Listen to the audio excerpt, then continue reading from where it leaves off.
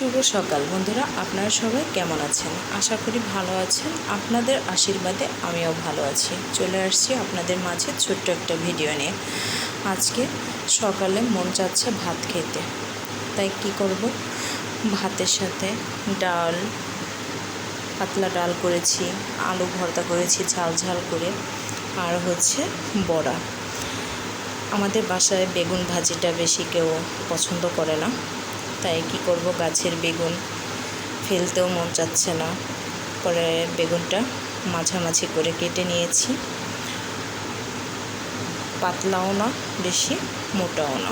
পরে এটা কি করব, ওইটাকে আমি চাল, ডাল, পেঁয়াজ, রসুন, তারপরে এটা ব্লেন্ড করে নিয়েছি।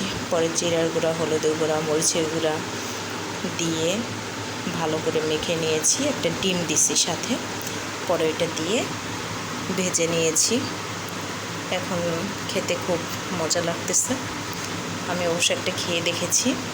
আর সাথে আছে ডাইলের বড়া, আর ক্ষেতের টাটকা শাক তুলে নিয়ে এসে বড়া করেছি। বন্ধুরা, আপনাদের কেমন লাগতেছে বন্ধুরা অবশ্যই কমেন্ট করে জানাবেন। লাইক, কমেন্ট, শেয়ার দিয়ে পাশে থাকবেন। আপনাদের ভালোবাসায় আমি যেন এগিয়ে যেতে পারি এই প্রার্থনা করবেন। আপনারা সবাই চলে আসবেন কারো যদি খেতে ইচ্ছে করে। ভালো থাকবেন, সুস্থ থাকবেন। বাই।